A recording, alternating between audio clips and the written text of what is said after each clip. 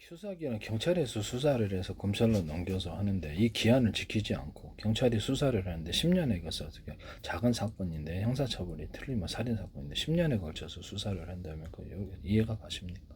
안 되겠죠. 기한이 정해져 있습니다.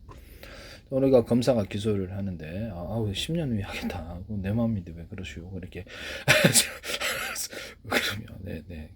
어떤 죄도 처벌 못할 것 같은데요. 네. 처벌하기 가능합니까? 저는 죽어서 처벌할 건가?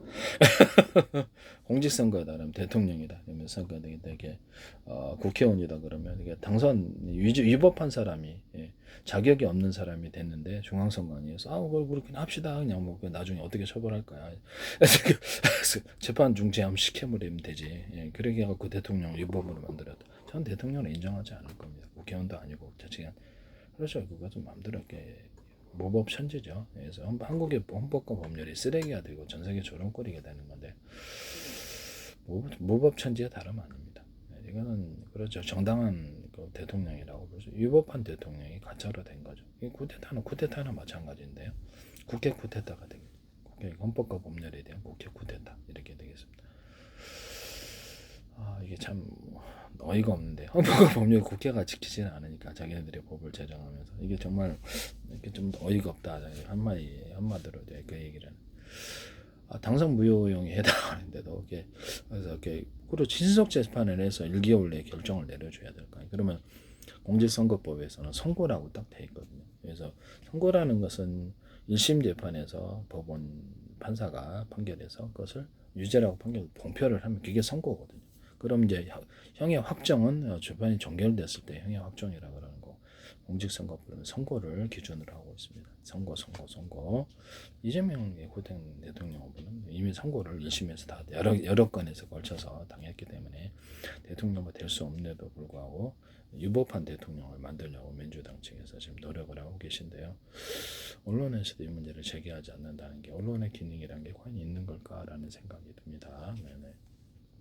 정상적인 판단도 못하냐라는 거죠. 누구나 상식과 정상, 상식 속에서 판단할 수 있는데 하나도 안 지킨다는 거. 헌법 법률 자체를 아예 지키지 않는다.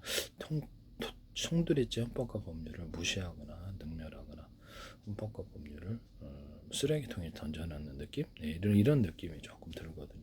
아니 별 자격이 없잖아요. 그러면 즉시로 이렇게 깜빵이 안 가, 구속이 안 돼서 그런가? 구성이 안 되고 집행유예로 풀려나면 전부 다 계속 선고할 수 있는 건가요? 그럼 우리는 법체계를 좀 지키자. 중앙선관위에서 받아주고 그리고 위법이지만 합시다. 뭐 어쩔 거야. 이렇게 재판 중지시키면 되지. 이런 건가요? 너무 황당한데요. 네네. 수사기한을 형사재판기한 민사계통에는 5개월 또 수사기한을 또 해가지고 판사가 1년 6개월 동안 하게 돼 있습니다. 최장입니다. 그것도. 그런데 이거를 신속재판의 경우는 더 빨리 할 수 있다는 거죠. 중대한 상황이었을 때 정치적으로 대통령 당선 무효형 국회 중대한 상황이고 1년 6개월 후에다가 재판도 중지시켜 버린다니. 이거 봐라. 그러면 모든 법을 갖다 엉터리 법을 양산해서는 안 되는 이유가 여기서. 그래서 우리나라 대법원에서 이거 엉터리 법을 양산해서 헌법과 법률에 위반해야 된다. 상권법을 위반인데 자유민주주의 변경시다. 이걸 입법이 안 되게 하는 조치가 필요하다는 거죠. 대통령의 명령과 이런 규칙 같은 것들 이런 것들도 헌법에 법률이 위반되면 심사를 하는데 대법원에서 이런 부분 헌법재판적으로 이관하자 그러는데 그럴 필요까지는 너무 시간이 많이 걸린다는 거죠. 이런 부분이 꼭 보완 조치로 이루어져야 되겠다. 재판을 그러면 당선을 됐는데 10년 동안이고 대통령 5년 해먹는데 10년 후에 재판한다 이렇게 해놓으면 아예 그냥 그것은 대통령 당선되게만 하면 무죄다 이렇게 법을 만들어 버리든가 하시지. 왜 속 시원하게 그렇게 하세요. 네. 그러니까 결국 무죄 주는 거 아닙니까? 무죄 주는 사람들이 기억에서 잊혀질 만큼 해서 이렇게 아무도 제기를 안 한다. 당선 무효에도 그냥 대통령 할 수 있고 당선 무효에도 자격 없어도 국회의원 자격 없어도 비선거가 박탈돼서도 자치련체다 국회의원 이렇게 대통령 할 수 있다. 그럼 뭐하러 법을 만들어요? 그냥 법 없이 무법천지를 사시지. 진짜 황당하네요. 이게 뭐 어떻게 해야 되는 건가 이런 거.